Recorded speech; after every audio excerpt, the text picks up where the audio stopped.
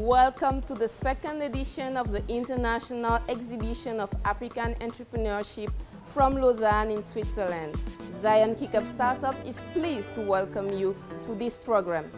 Zion Kickup Startups is the reference platform for African entrepreneurship in Switzerland. Around the theme, A Sustainable Food System in Africa, we will meet throughout the week with food stakeholders in Switzerland and in Africa.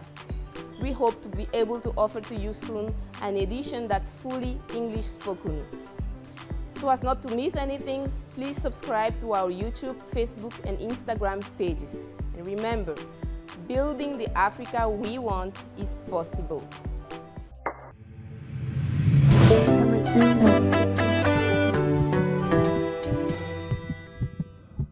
Au programme cette semaine, lundi, agriculture, mardi, distribution, mercredi, formation, jeudi, nutrition, vendredi, exposition, réseautage, allocution, compétition de pitch, etc.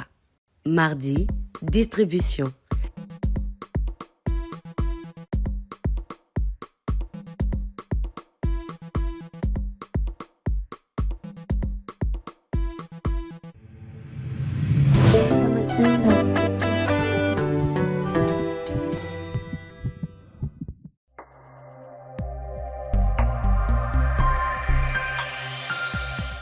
Bonjour, c'est Cathy et Bruno de l'entreprise Veganical. Nous œuvrons sur la ferme du Château, située dans la province d'Oise en Suisse. Alors moi je suis dans la production sur la ferme du Château. Je m'occupe de la partie administrative. J'ai une formation d'ingénieur agronome et une spécialisation dans le bio. Et madame? Moi, j'ai une formation en lettres et puis plus tard, j'ai fait un master en qualité, sécurité et environnement.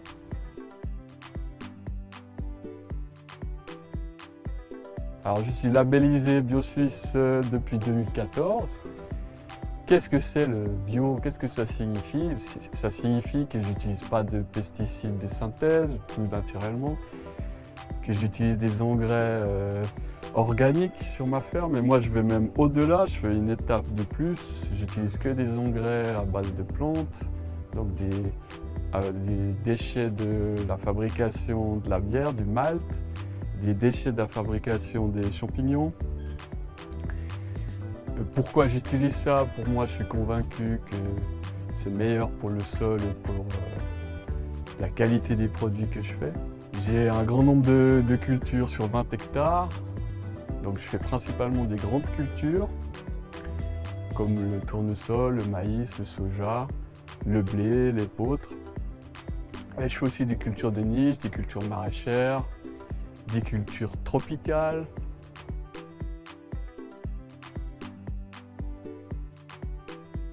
Alors nous avons une exploitation sans bétail depuis 2014.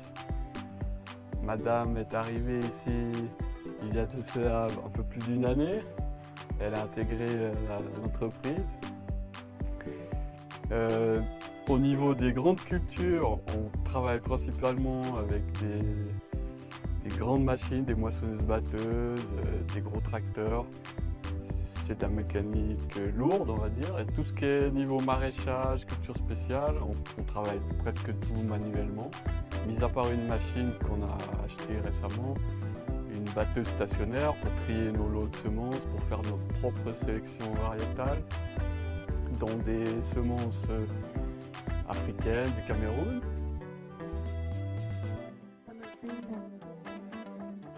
En ce qui concerne les canaux de distribution, on travaille principalement pour la grande distribution via Müller-Ritz, le moulin Ritz, pour l'épeautre, pour le soja, pour le tournesol. Et au niveau des cultures de niche, on essaye de passer par Biofarm, qui est situé en Suisse allemande. Au niveau des cultures maraîchères, on essaie de vendre soit en direct, soit sur le marché, soit faire des livraisons à domicile, ou soit en allant dans des boutiques bio sur Lausanne, Genève, Avanches, Fribourg.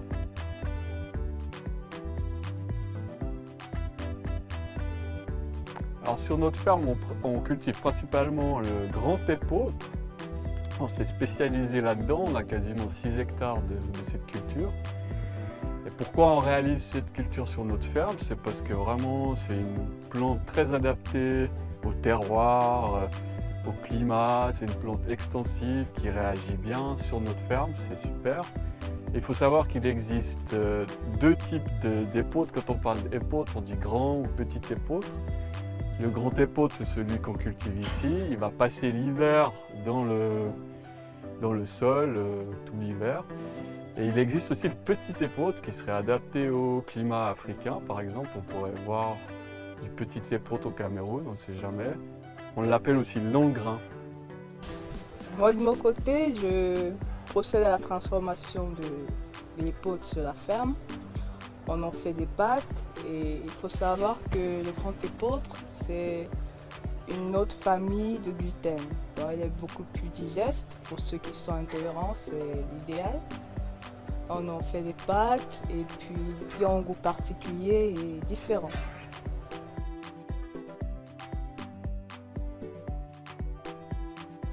Alors les défis auxquels on fait face sur notre ferme, c'est principalement bien sûr en tant qu'agriculteur le climat.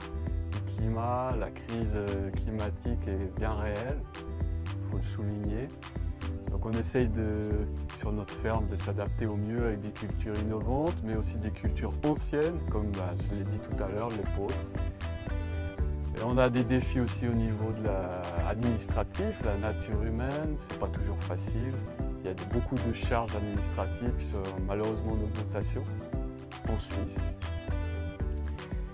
On a des défis au niveau du transport, pour réussir à livrer en temps voulu, c'est pas facile. On a des défis au niveau de la transformation, au niveau des normes. On aimerait créer un nouveau laboratoire plus espacé pour pouvoir travailler vraiment dans les conditions optimales.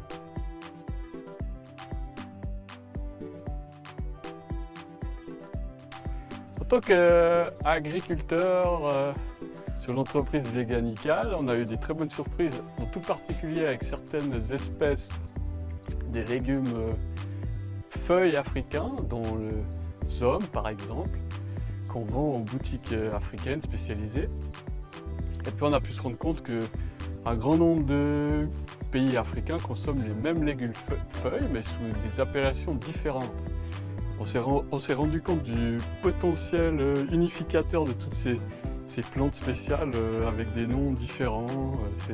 C'était vraiment une surprise, une expérience incroyable avec ces plantes. Et puis en plus, elles possèdent des qualités nutritionnelles inéquivalentes, impressionnantes. Vitamine K, fer, on trouve tout ce qu'on veut dans ces plantes légumes feuilles africains.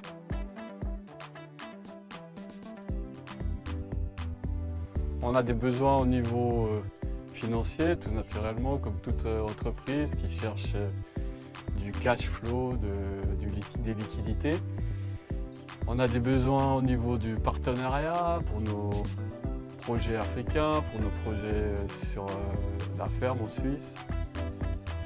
On a des besoins pour augmenter la part de transformation sur notre ferme. Et au niveau des perspectives, comme je vous l'ai dit précédemment, oui, bien sûr, on aimerait augmenter la part de transformation sur notre ferme en Suisse. Et pour ça, vraiment, pour être dans les normes, il faut vraiment atteindre des objectifs de perfection. Bon, tout cela a un prix. Au niveau des perspectives sur le continent africain, on aimerait vraiment pouvoir, via le salon africain Zion Kick-Up, de pouvoir fédérer des projets, de pouvoir discuter, créer vraiment une connexion et pouvoir avoir une vision d'avenir. On a des perspectives aussi au niveau suisse, au niveau des collaborations. On souhaiterait accueillir des woofers.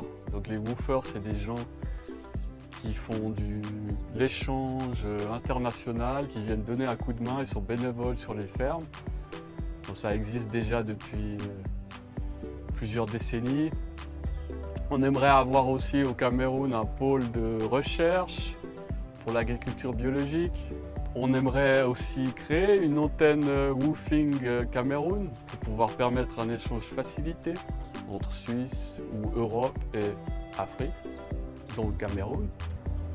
Donc, on aimerait aussi labelliser et certifier des fermes bio en Afrique par des experts suisses, ce qui permettrait d'écouler des produits africains dans la grande distribution suisse ou européenne.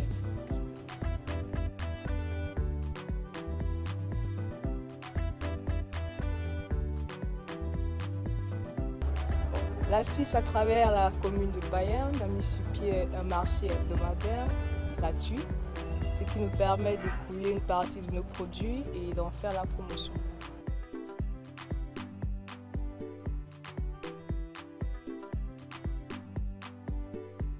Effectivement, il faut qu'il soit surpassionné même. Et puis il faut qu'il ait des connaissances de base, agricoles, qu'il ait une formation si c'est possible, en agronomie ça serait le mieux, mais voilà.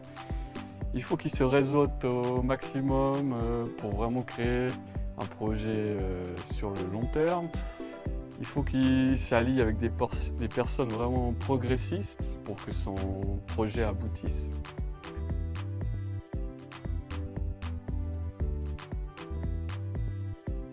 Je dirais que c'est un projet à vraiment encourager et qui se situe au cœur des défis de l'Afrique actuelle. Et je pense qu'il met en avant le potentiel entrepreneurial africain.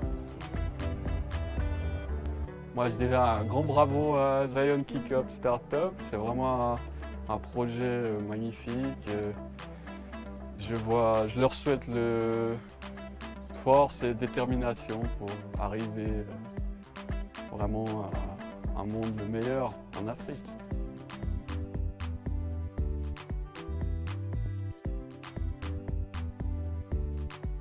J'aimerais que l'auditoire synthétise l'information de cette interview, qu'il prenne contact avec nous s'il est intéressé de bâtir des projets en Afrique avec nous ou ailleurs dans le monde.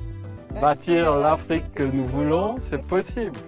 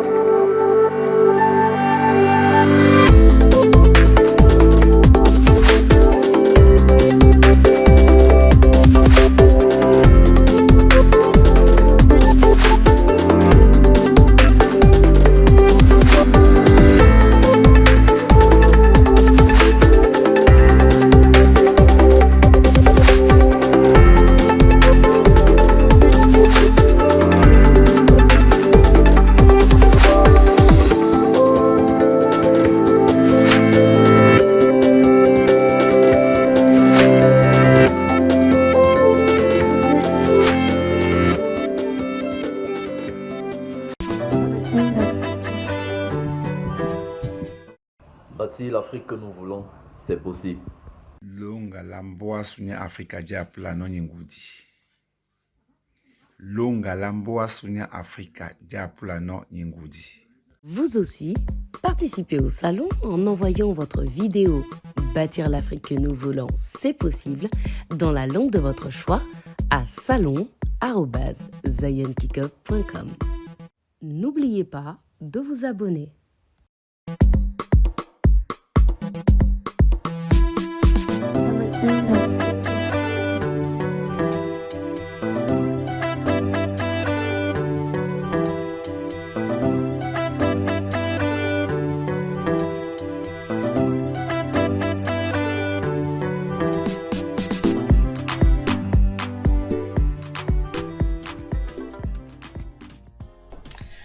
coup, je vous remercie beaucoup.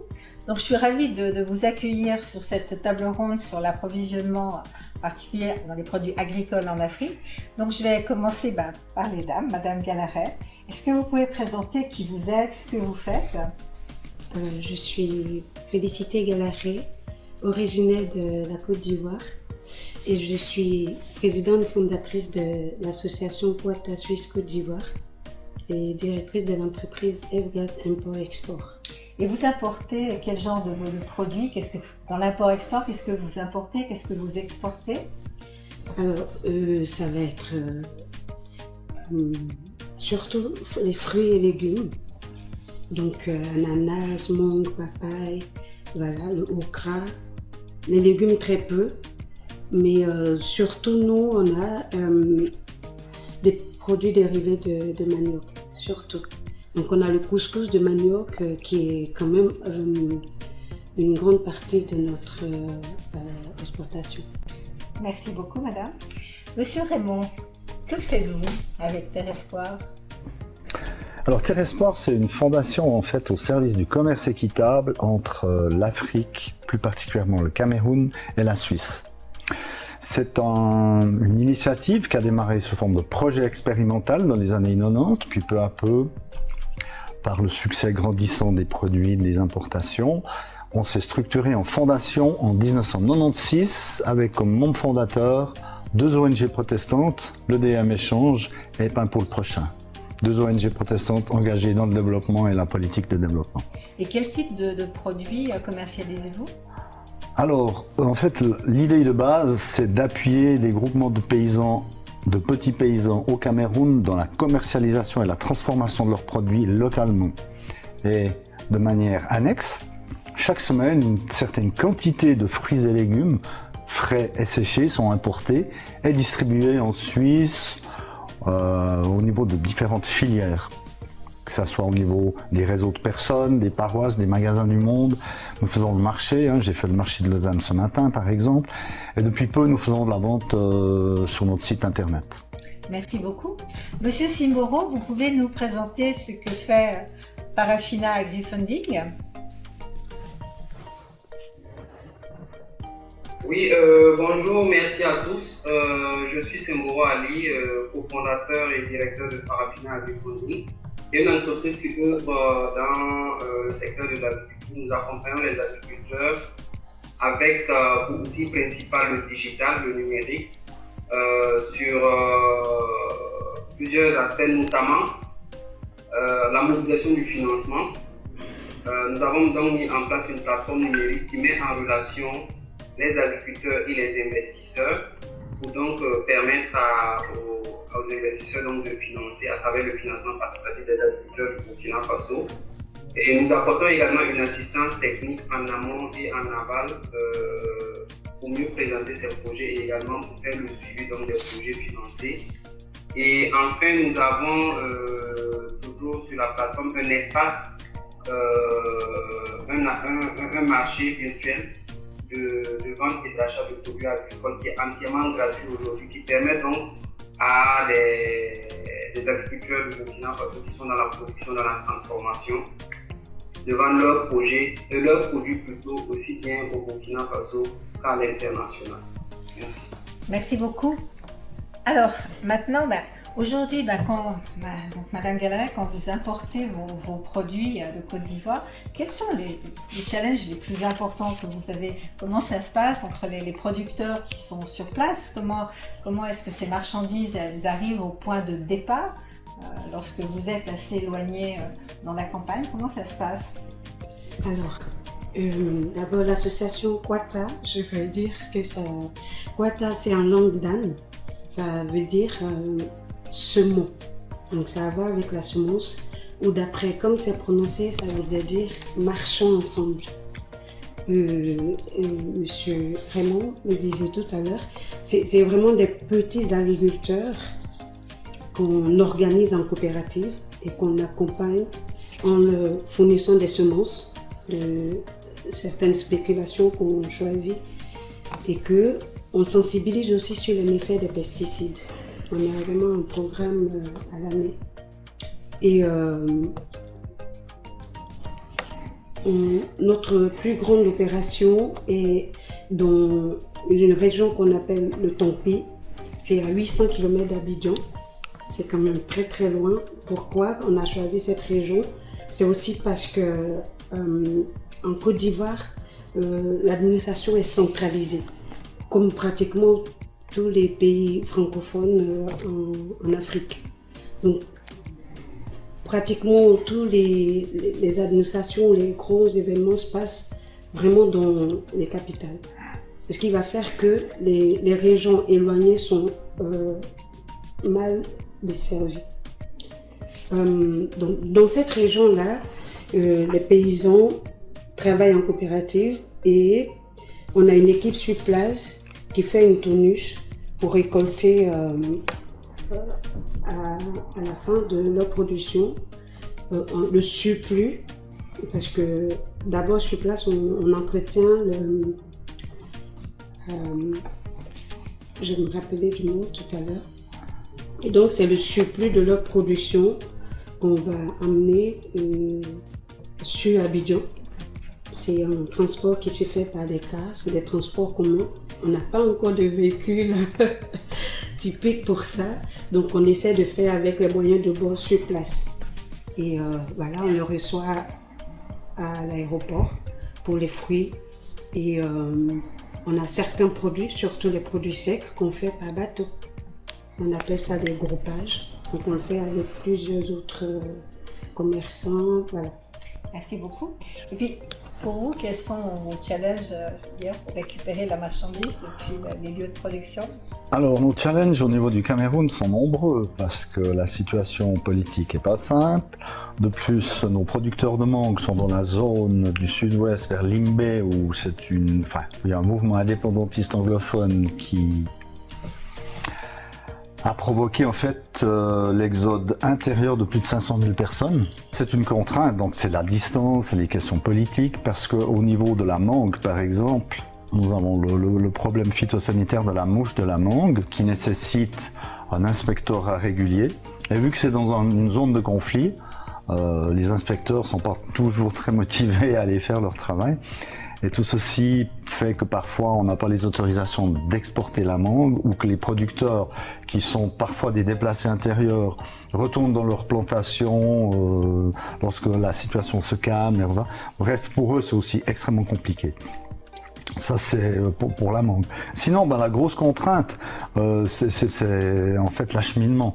Sur place, les gens, nos producteurs qui font partie du GIC, c'est un groupement d'initiatives communes d'une plus de centaine de familles, gèrent bien la qualité des produits, gèrent l'emballage.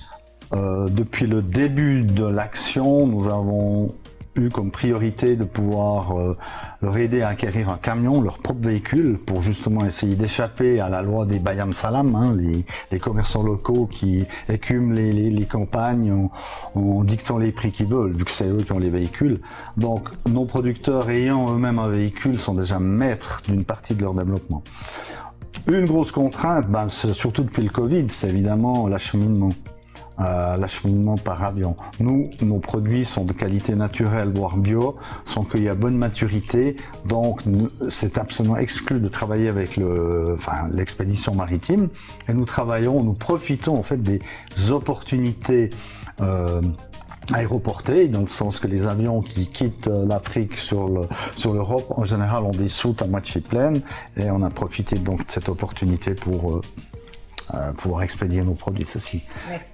Mais comme je vous le disais, avec le Covid, tout le transport aérien a été perturbé. Actuellement encore, c'est compliqué. Et c'est une de nos contraintes, parce que les produits sont fragiles, les produits sont mûrs, et il faut qu'on ait vraiment un système d'acheminement fiable. Merci beaucoup. Monsieur Simboro, quels sont vos plus grands challenges aujourd'hui pour l'approvisionnement et la récolte au Burkina Faso?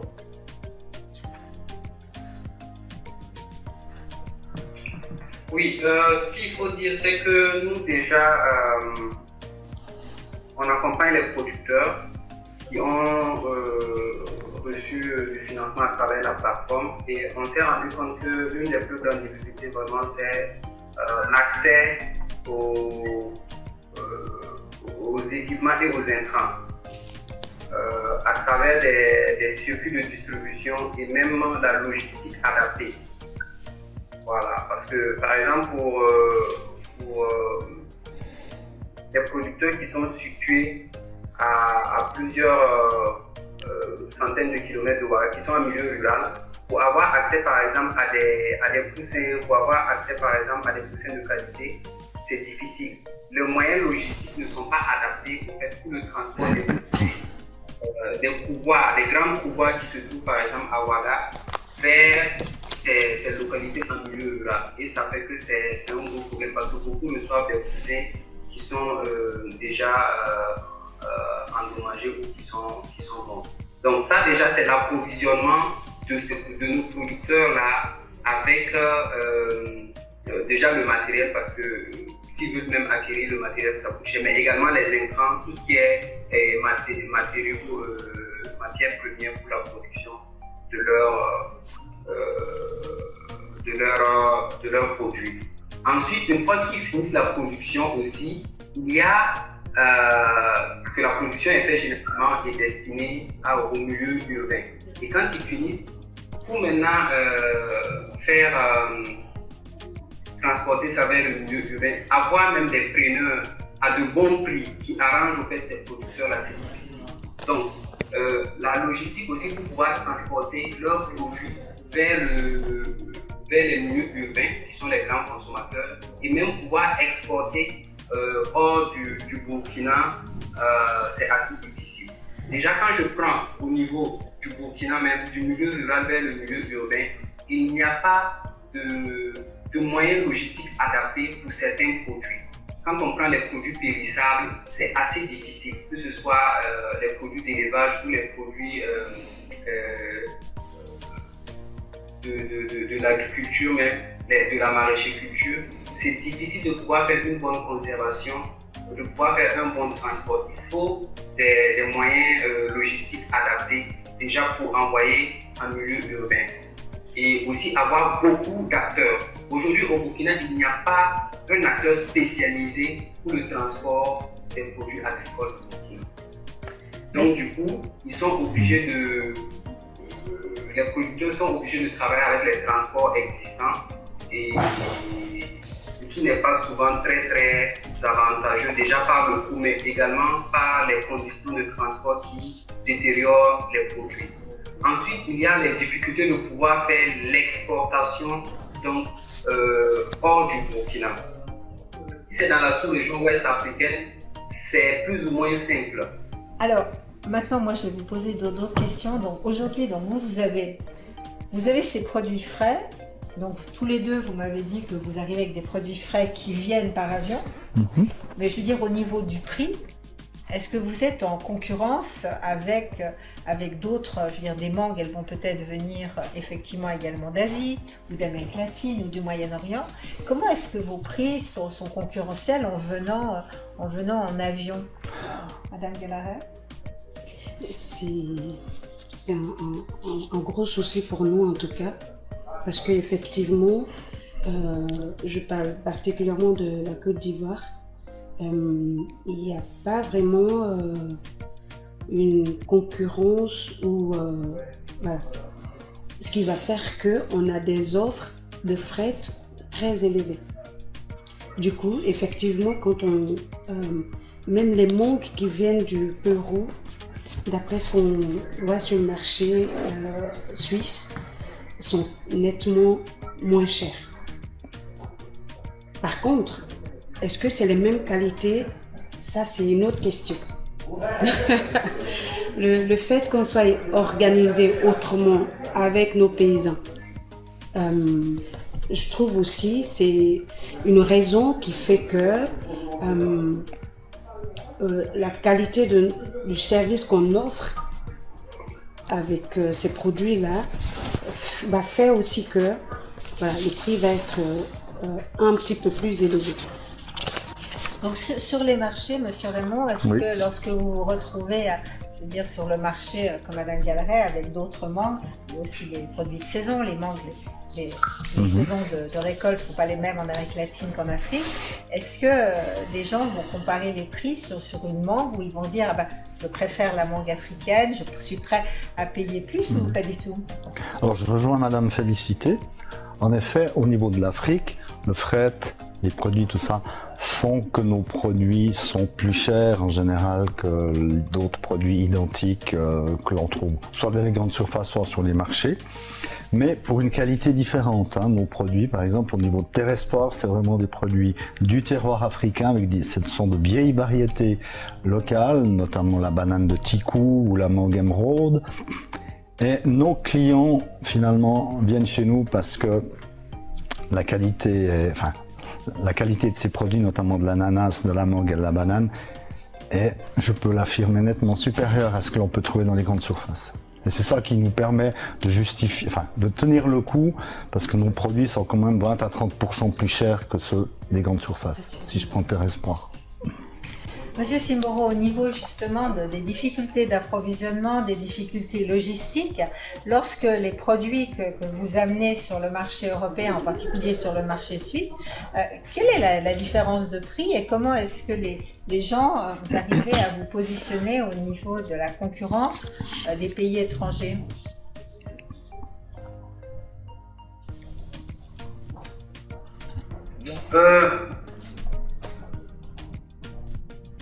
Bon, oui, c'est vrai que nous n'avons pas encore exporté vers la Suisse, mais en faisant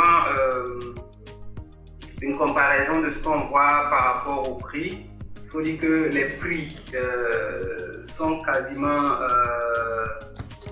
multipliés par 5 fois, par 10 par rapport au prix qu'on a sur le marché burkinabé. Je pense que cela est lié, comme on disait tantôt, au fret.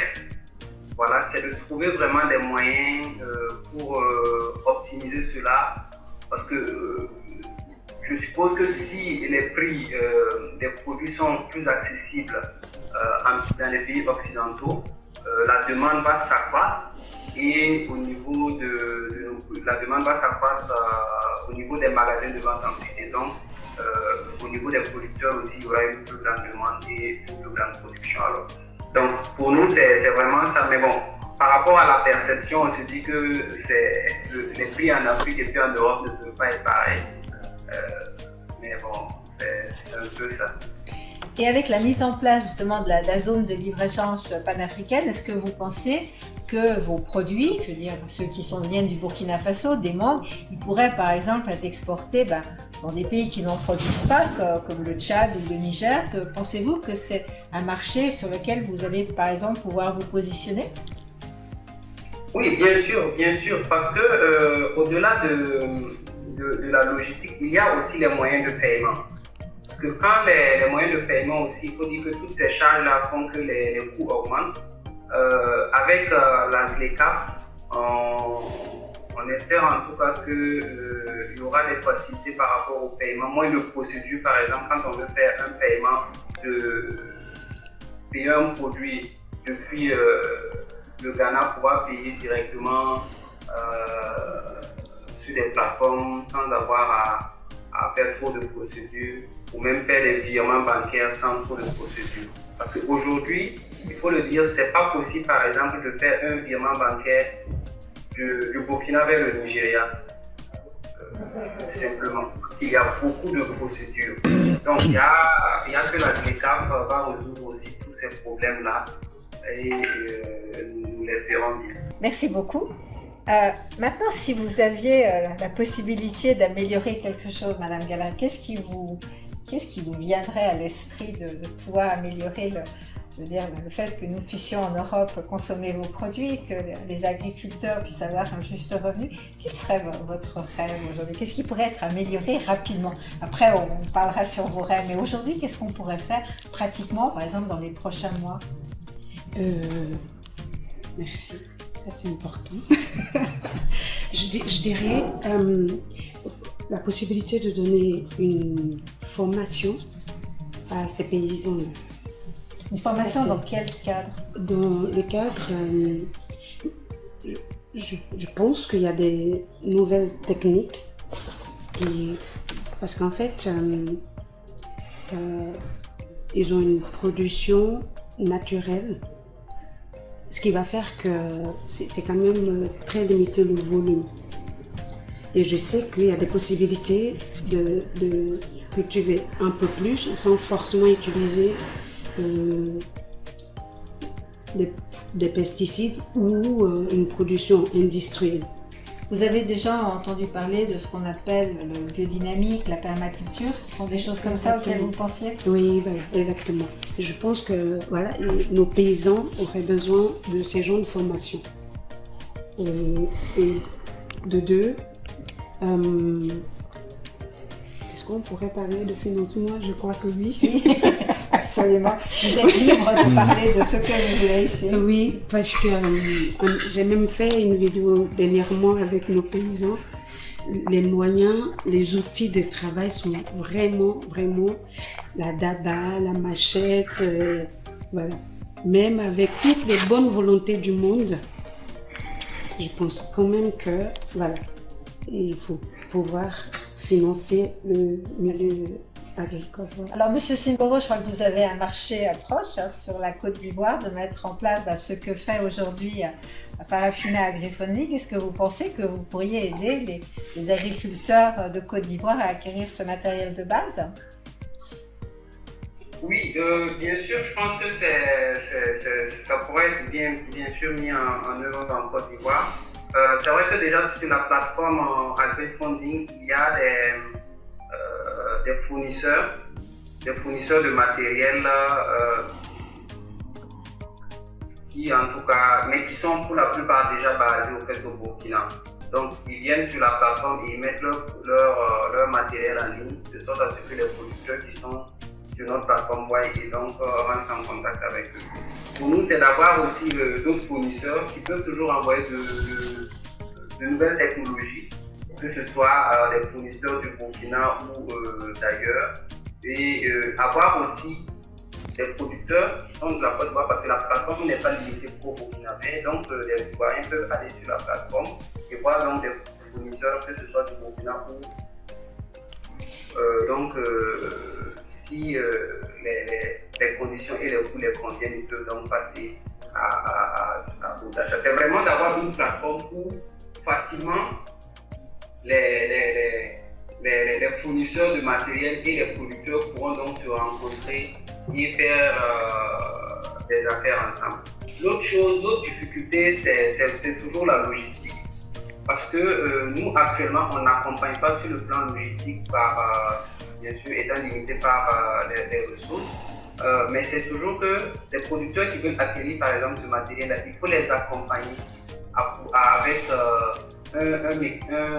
la logistique pour les mettre en confiance pour pouvoir faire les achats, les transactions. Donc, il faut vraiment un système qui peut être soit sous-régional, soit même international, qui regroupe au fait tous ces acteurs et qui met à la fois en confiance les fournisseurs, les producteurs pour faire leurs affaires en ligne.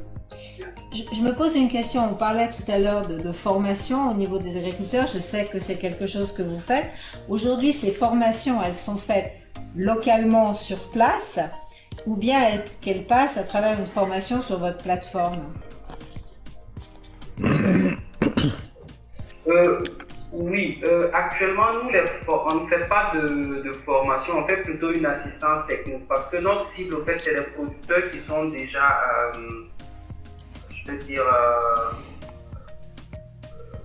qui sont déjà en activité, qui maîtrisent plus ou moins leur domaine. Ce que nous apportons, nous avons des experts maintenant qui leur apportent au fait des appuis conseils ponctuels en se rendant sur leur site déjà, c'est sur site, c'est de façon individuelle au fait. Voilà, ce n'est pas des formations avec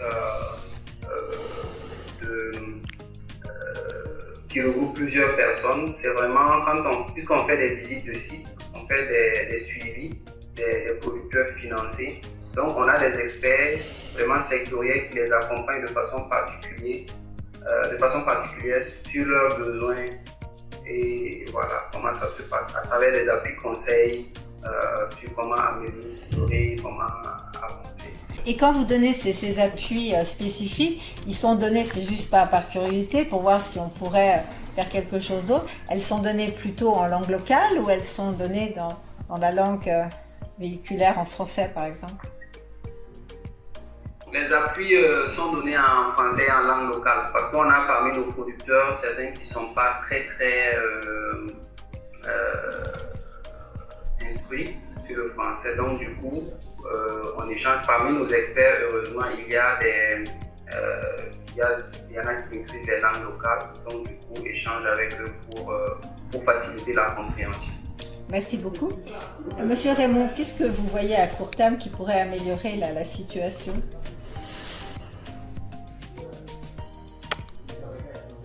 Alors si je prends une autre situation, la situation est compliquée, je vous dirais.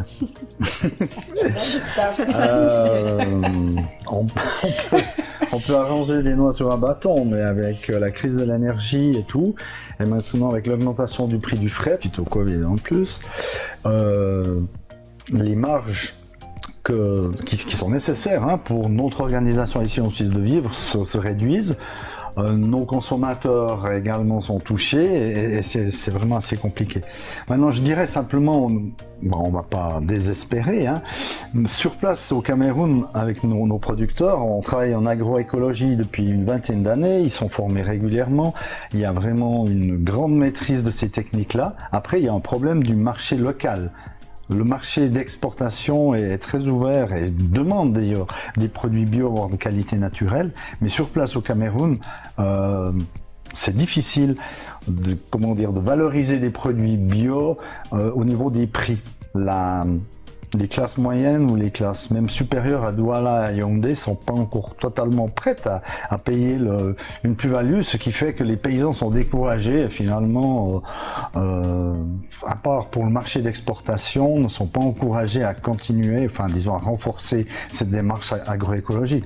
Donc pour moi, mon rêve, c'est que au niveau de Douala ou de Yaoundé, il y ait des magasins du monde où il y ait vraiment toute une frange de la population qui réclame et qui soit prêt à payer un peu plus aux producteurs pour des produits de qualité, quoi.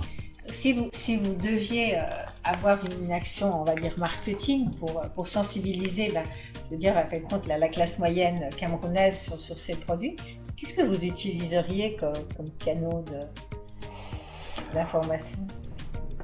Moi, je dirais que la problématique de l'agriculture, en tout cas, je pense que c'est global, en Afrique. On a ce problème d'appropriation des terres par de grandes sociétés américaines ou chinoises.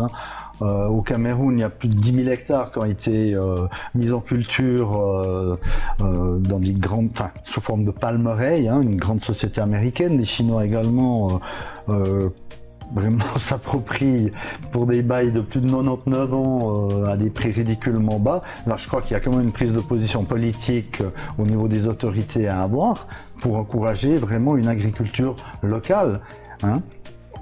Et voilà, faire du commerce et pas de l'aide humanitaire. C'est simplement que le paysan ait le droit de vivre sur sa terre et soit rétribué correctement pour le produit de son travail.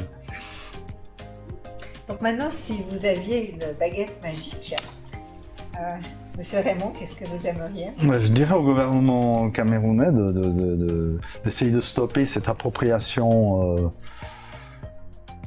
scandaleuse des terres, notamment dans certaines régions de l'Ouest et tout.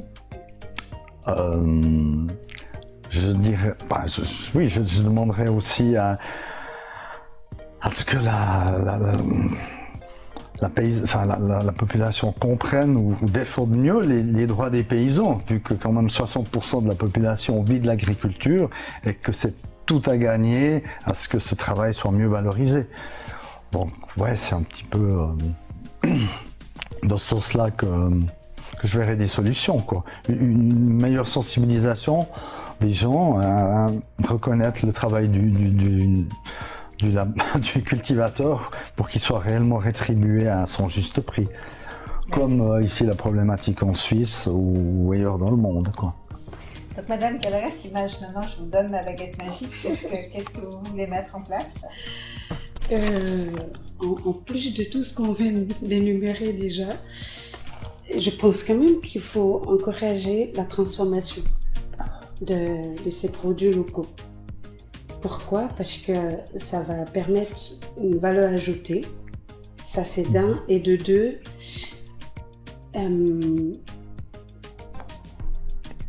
ça va enlever beaucoup de stress aux paysans. Ça veut dire quand on prend typiquement, je vais prendre peut-être que 2 spéculations comme le gingembre. Si on fait un jus de gingembre qui va durer 6 mois par exemple, ou des pastilles de gingembre ou la poudre de gingembre, voilà, le kilo de gingembre en Côte d'Ivoire il est à 500-600 francs. La poudre de gingembre va être vendue 2-3 fois plus que ça. Pareil pour le jus et tout ça. Le manioc aussi, on a beaucoup de produits dérivés de manioc qu'on pourrait valoriser. Du coup, je pense qu'il faut encourager à la transformation. Garder la valeur ajoutée au pays. Ouais, et je suis en train de construire une usine, justement, en Côte d'Ivoire. C'est difficile, mais c'est possible. On peut le faire. Ma baguette magique quitte la Suisse et part au Burkina Faso. Qu'est-ce que vous faites avec ma baguette magique, Monsieur Simboro? Ah, ok. Ben oui, si j'ai la baguette magique, c'est vraiment de promouvoir davantage les produits locaux que nous avons et mettre en place un système vraiment de logistique et de transport destiné uniquement aux agriculteurs. Merci beaucoup. Est-ce que vous avez encore un petit mot à dire à ceux qui nous écoutent? Madame Galaret?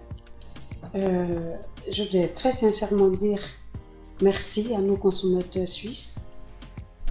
Je reconnais quand même que nos produits sont un petit peu plus chers, bien que ce soit des produits de qualité, ça c'est vrai, mais merci à toutes ces personnes qui nous découvrent. On a des produits qui ne sont pas du tout dans les habitudes des consommateurs suisses, mais qu'une fois qu'ils ont goûté, reviennent assez souvent. Je suis reconnaissante pour ça. Et du côté de mon pays, et comme le disait tout à l'heure M. Raymond, il faut vraiment encourager les gouvernements à investir dans l'agriculture. Je sais, il y a des choses qui sont déjà faites. En tout cas, merci. Mais on attend un peu plus. Voilà. Monsieur Raymond, un dernier mot avec Terre Espoir. Terre Espoir. Alors depuis le départ, en fait, le credo de Terre Espoir, ça a été de dire, penser que c'est la valorisation du travail du cultivateur qui est en fait la clé du développement. Et on s'est toujours tenu à cette valeur-là et on continue, vaille que vaille, malgré les difficultés. Et nous sommes reconnaissants aussi, comme dit Madame, à ce que beaucoup de consommateurs prennent conscience en fait de l'importance de l'agriculture, notamment d'une agriculture vivrière, villageoise, et nous soutiennent à travers leurs achats hebdomadaires et réguliers. Merci beaucoup. Monsieur Simboro, dernier mot à partager avec nos auditeurs. Ok, c'est déjà de remercier les organisateurs du salon et Nadine en particulier. Remercier également tous ceux qui nous suivent, que ce soit en Afrique et en Suisse, en Occident. C'est de dire aussi que nous avons des producteurs qui sont engagés, qui sont compétents et qui, en fonction donc de vos besoins, pourraient donc produire des produits agricoles adaptés à vos besoins. Et parce que sur la plateforme, nous avons l'option du préachat, ce qui permettrait d'avoir des produits adaptés. Nous vous invitons en tout cas à faire un tour sur la plateforme pour voir nos magnifiques promoteurs et également les accompagner tant que possible pour accroître leur production et pouvoir donc atteindre l'autosuffisance alimentaire au Burkina, en Afrique et dans le monde. Merci.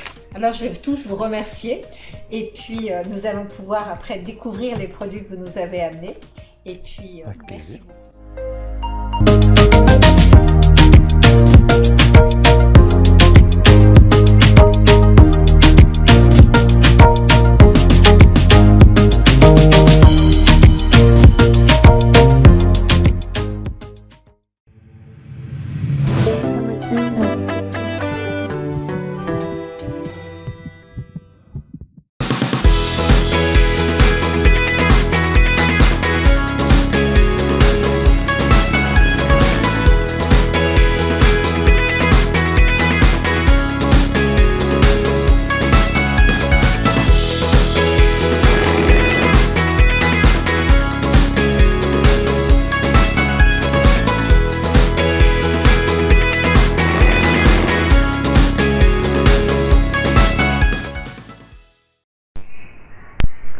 tabax Afrique bi ñu bëgg li mën a nekk la fii ci Sénégal Dakar.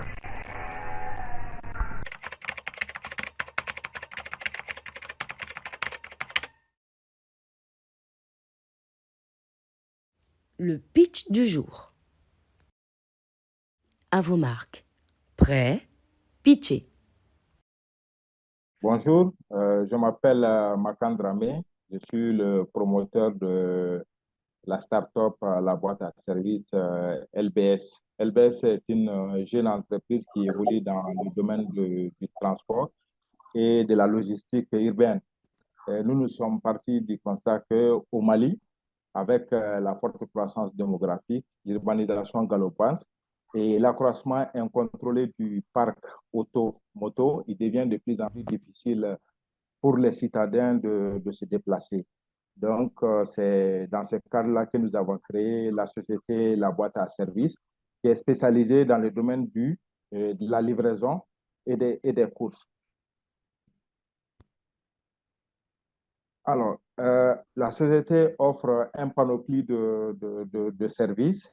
Nous faisons la livraison de repas, nous faisons également les courses à la demande, nous faisons également la mise à disposition de coursiers. Nous travaillons également pour les entreprises dans le cadre de la collecte et de la distribution des courriers. Nous travaillons également avec les supermarchés et les pharmacies pour la livraison des produits alimentaires. LBS aujourd'hui apporte une très grande valeur ajoutée dans l'économie du pays parce que notre pays est victime d'une crise multidimensionnelle depuis 2012 avec des crises politiques, des coups d'État. Donc, grâce à notre activité aujourd'hui, nous arrivons aujourd'hui à contribuer à créer des emplois. Nous arrivons également à impacter des jeunes qui, aujourd'hui, la majorité n'ont pas de repères parce que la plupart sont tentés aujourd'hui à aller en Occident dans le cadre de l'immigration clandestine. Il y a également le phénomène du djihadisme qui est très, très développé dans notre pays. Donc, grâce à notre activité, nous arrivons à cerner, à encadrer une bonne partie de la jeunesse pour les mettre en emploi. Alors, ayant démarré notre activité en 2016 avec une seule moto, aujourd'hui, notre flotte s'évalue à peu près à une trentaine de motos, un véhicule et 10 vélos avec la création de 45 emplois. Nous avons à peu près 1000 clients réguliers par mois. Nous effectuons en moyenne 250 000 livraisons chaque année et nous avons un chiffre d'affaires qui varie entre 85 000 à 100 000 euros avec un taux de satisfaction de 95%. Comme vous pouvez voir sur les images, la première image qui est là, c'est la première moto avec laquelle nous avons commencé notre activité. Nous sommes partis de rien, presque avec 0 francs de chiffre d'affaires. Et grâce à notre courage, notre persévérance, nous sommes parvenus aujourd'hui sur le plan national à nous imposer comme des leaders dans le secteur de la livraison, et nous sommes considérés aujourd'hui comme l'une des entreprises les plus résilientes. Alors, nos ambitions dans les années à venir, c'est d'accroître d'ici 2023, accroître notre flotte à 100 engins, motos, autos et vélos, élargir nos activités au-delà des frontières du Mali, en Afrique d'ici 2025 et contribuer à la création de 500 emplois à l'international d'ici 2030. Entreprendre au Mali, c'est vraiment relève d'un parcours du combattant. Il y a plusieurs facteurs qui bloquent les entrepreneurs dans ce domaine. La première contrainte, c'est la résistance de l'entourage. Généralement, les familles, eux, ils n'encouragent pas les entrepreneurs à entreprendre parce qu'ils pensent que être entrepreneur, c'est prendre des risques. Donc, ils préfèrent que les gens fassent un travail de salarié et d'entreprendre. Il y a l'environnement des affaires qui, au Mali, vraiment n'est pas du tout propice parce que, par exemple, le secteur dans lequel nous évoluons aujourd'hui n'est pas du tout réglementé. N'importe qui peut se lever du jour au lendemain et il vient et il se lance dans le domaine. Alors que nous, notre entreprise, nous existons depuis 6 ans. Nous avons des charges, nous payons nos impôts et nos taxes. Il y a l'accès au financement aussi qui est un grand frein à l'entrepreneuriat au Mali. Par exemple, depuis le début de nos activités en 6 ans, nous n'avons pu réunir que 15 000, nous avons pu avoir qu'un accompagnement de 15 220 euros. C'est par rapport à tout ça que nous avons décidé de mettre en place un nouveau service qui est la livraison, qui est la cyclo-logistique. L'idée consiste à mettre en place un mode de livraison éco-responsable avec une logistique plus respectueuse de l'environnement. L'idée consiste à faire des livraisons par des vélos professionnels au lieu des vélos et des engins motorisés. Je vous remercie. Merci beaucoup. Question-réponse. Alors, merci beaucoup pour d'avoir exposé votre projet. On a des questions au niveau de la concurrence, en fait. Est-ce que vous pouvez nous expliquer un petit peu comment se passe la concurrence et comment vous arrivez à mettre en valeur votre service comparé aux autres? Comment ça se passe? D'accord. Actuellement, nous avons des concurrents, mais les gros concurrents, ils sont au nombre de 3 sur le plan national. Mais nous arrivons toujours à faire une très grande différence entre nous et la concurrence parce que nous avons une très grande maîtrise du terrain. Et personnellement, en tant que promoteur, je suis sur le terrain permanemment avec mes livreurs. Je suis un livreur également, donc il y a la maîtrise du terrain et nous avons également une très bonne clientèle qui, grâce à la qualité de notre service, et beaucoup de gens nous font appel, nous sollicitent voilà, pour exécuter les livraisons. Très bien, merci. Au niveau de la structure, comment est-ce que vous vous êtes répartis les rôles et les tâches sur vos 41 ou 46 employés qu'il y a dans votre entreprise? Voilà. Dans notre entreprise, nous avons 3 personnes qui travaillent dans le bureau, y compris moi, qui coordonne toutes les activités. Nous avons un responsable logistique qui gère le parc auto et nous avons un secrétaire qui est chargé de répondre à toutes les demandes, à tous les appels et tous les autres collègues qui sont sur le terrain voilà, en activité. Et nous travaillons presque 24 heures sur 24. Nos livreurs, ils sont sur le terrain à partir de 6 heures. Ils se relayent. Il y en a qui montent à 6 heures. Il y en a qui montent à 8 heures. Il y en a qui montent ainsi de suite. Donc, nous arrivons à répondre à tout moment à toutes les demandes qui nous sont faites courant de la journée. Très bien. Et comment vous voyez du coup l'expansion de votre service dans d'autres pays? Si on comprend bien aujourd'hui, c'est votre maîtrise du terrain qui est un peu votre force. Comment est-ce que vous voyez l'expansion de vos activités dans des régions où vous, du coup, vous serez de facto moins présent physiquement? Est-ce que vous voyez ça comme un frein ou comme un problème ou comment vous voyez cette scalability de votre business en fait? Alors, déjà, le défi qui s'impose à nous, c'est de s'établir dans presque toutes les régions du Mali parce que nous sommes concentrés à Bamako, dans la capitale du Mali. Le défi, c'est de s'installer progressivement dans toutes les régions du Mali. Et pour ce qui concerne hors des frontières du Mali, nous sommes déjà en contact avec des jeunes entrepreneurs qui évoluent également dans le même secteur que nous. Et nous sommes en train de travailler sur le projet et voir éventuellement comment est-ce qu'on peut coordonner nos efforts parce que vous n'êtes pas sans savoir qu'actuellement, il y a des grandes sociétés internationales qui sont en train de venir en Afrique. Donc, nous, étant des petits entrepreneurs, il faut qu'on essaie de se donner la main au niveau africain pour pouvoir contrecarrer ces sociétés qui ont plus de moyens, qui ont plus de de compétences que nous. Donc, nous sommes déjà dans cette dynamique et voilà, nous sommes en contact avec beaucoup d'entrepreneurs et on souhaite mettre en place une fédération des jeunes entrepreneurs au niveau africain pour coordonner toutes nos activités. Ok, c'est assez clair. Donc, vous misez sur le partenariat pour développer vos activités tout en gardant des locaux qui connaissent bien leur terrain ou leur périmètre pour progresser en termes de croissance. Exactement. Très bien, Exactement. ça c'est assez clair. Du coup, en une petite minute, on vous avait parlé rapidement de la partie les tricycles ou les.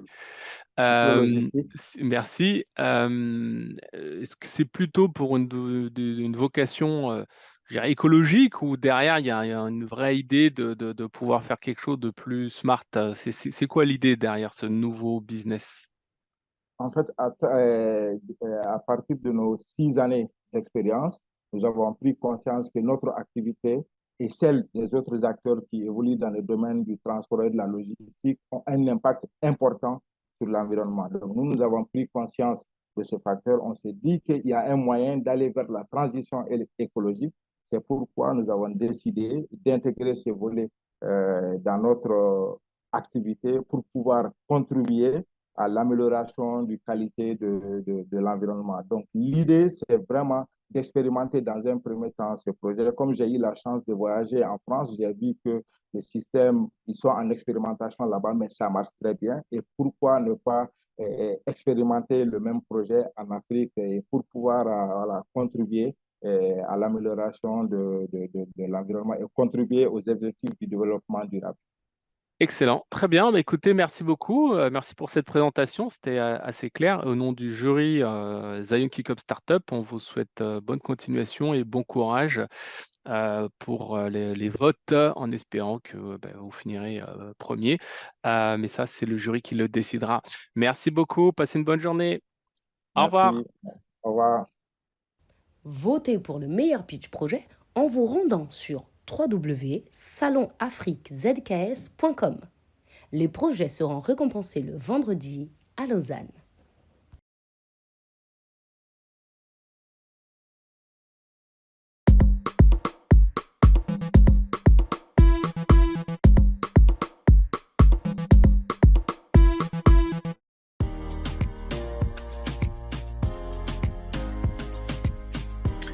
Bonjour, je suis Nyayumbi, fondateur de la startup Nolec Elec for Africa. Nous avons eu l'occasion de participer au salon Zion Kick-Up Startup l'année 2020 et je vais vous exposer ce que Neolec est devenu durant ces quelques années. Donc je vais commencer par refaire un petit tour d'horizon sur ce que fait Neolec Elec for Africa. Essentiellement, ce que nous faisons de l'optimisation des énergies renouvelables. L'objectif, c'est d'utiliser votre énergie photovoltaïque au sein de votre maison et de votre installation et de réutiliser cette production plutôt qu'elle soit perdue et revendue au réseau type revente d'énergie en Suisse ou EDF en France. Nous allons mettre en place tout un tas d'algorithmes et faire du pilotage à travers notre plateforme. Cette solution qui est assez axée marché européen a son pendant africain durant lequel ce que nous faisons essentiellement c'est du monitoring, essayer de bien visualiser les équipements énergivores au sein d'une maison et proposer une solution alternative au groupe électrogène pour pallier aux coupures de courant, mais plutôt de proposer une batterie intelligente couplée potentiellement avec du photovoltaïque. Voilà pour ce que nous faisons.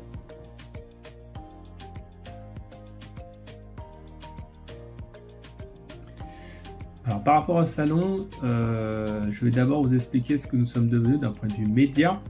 On a eu pas mal d'interventions au niveau de la radio, télé et newspaper, donc journaux. Au niveau de la radio, on a intervenu à Radio Lac. C'était une émission qui a duré une petite heure. On a pu exposer dans une émission Parlons Économie ce que faisait Neolec. On a pu aussi intervenir dans l'émission de télévision Forum sur la RTS, donc télé suisse, et parler des enjeux énergétiques avec la crise énergétique qui s'amorçait. Donc ça, c'était de mémoire en septembre 2021. Par ailleurs, au niveau médias, on a pu intervenir à plusieurs occasions dans des médias type ID News, qui est un média qui dépend du magazine Le Temps. Et plus récemment, nous avons eu l'occasion d'avoir un article assez élogieux dans le 24 heures, qui est un quotidien suisse roman, durant lequel on a pu avoir une bonne vitrine et par ailleurs beaucoup de prospects nous ont consulté à la suite de cet article. Maintenant, par rapport aux récompenses qu'on a pu avoir chez Nolec, on est assez fiers de ça parce qu'effectivement, en mars 2020, on avait pu intégrer un concours qui s'appelle UK Sustainability Fast Track. On a vu exposer la solution de batterie intelligente pour pallier aux coupures de courant en Afrique. En mars 2021, Neolec a pu intégrer une mesure d'accompagnement qui s'appelle Genilem, qui est assez difficile d'intégrer puisque sur à peu près 400-450 dossiers, ils en prennent à peu près une dizaine chaque année.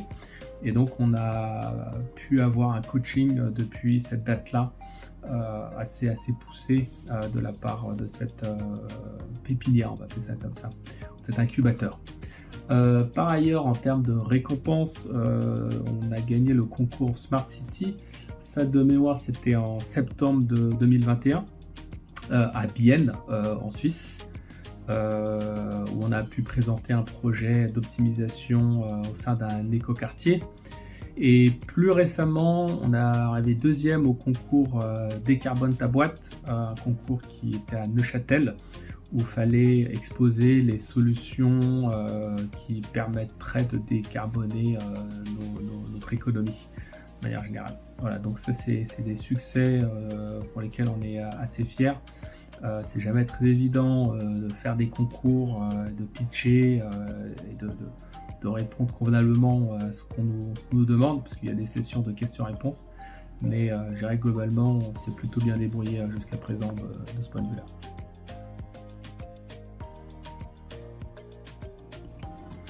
Alors aujourd'hui, les perspectives, elles sont plutôt bonnes. On a quelques projets pilotes en Afrique subsaharienne, donc on est assez fiers d'avoir développé des partenariats au Côte d'Ivoire, au Bénin, au Cameroun.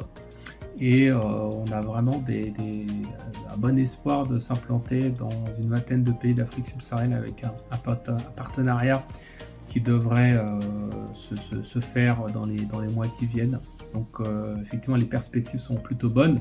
Et en Suisse, là où nous opérons principalement, on est en train de sceller des partenariats avec des distributeurs d'énergie, ce qu'on appelle des GRD, un gestionnaire de distribution, réseau de distribution. Et là, de nouveau, on a un intérêt assez fort des gestionnaires de pouvoir avoir Neolec au sein de leur portefeuille de clients et de pouvoir faire du monitoring et potentiellement du pilotage pour les aider à faire des économies d'énergie.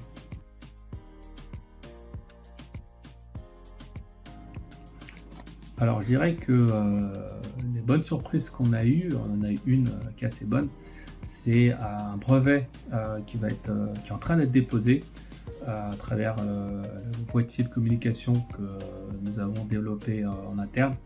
Et donc, c'était pas forcément prévu initialement, mais effectivement, on est plutôt fiers et plutôt contents d'avoir poussé le degré d'innovation jusqu'à faire quelque chose qu'on ne pensait pas plausible ou faisable il y a encore un an, qui était de pouvoir déposer un brevet. Donc ça, c'est un peu une de nos fiertés.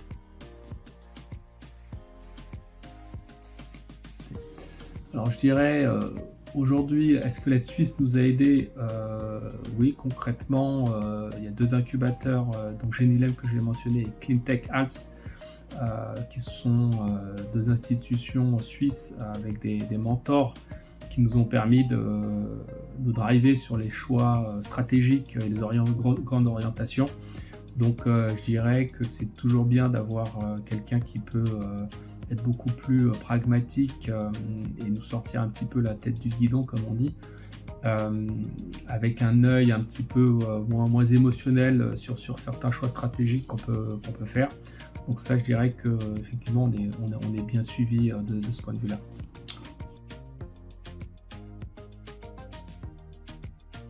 Alors à l'issue de cette vidéo, je dirais que si vous avez des problèmes ou des problématiques ou des questions d'un point de vue énergétique, il ne faut absolument pas hésiter à vous connecter sur le site internet de neolec.ch. Si vous êtes en Afrique, elecforafrica.com. Dans les deux cas, ça va arriver sur la même plateforme. Vous pourrez avoir une feuille contact et nous envoyer un email parce que on devrait être en mesure de répondre à toutes vos interrogations. Donc il ne faudra surtout pas hésiter, ce sera avec un grand plaisir qu'on pourra vous aider, que vous vouliez faire du photovoltaïque ou non. À la fin, si vous voulez juste réduire vos factures d'électricité, ce serait la bonne adresse en nous envoyant un email.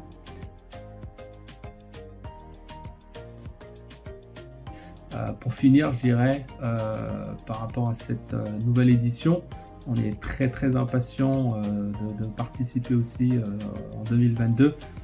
Content de pouvoir participer avec les Africains, la diaspora et les amis de l'Afrique.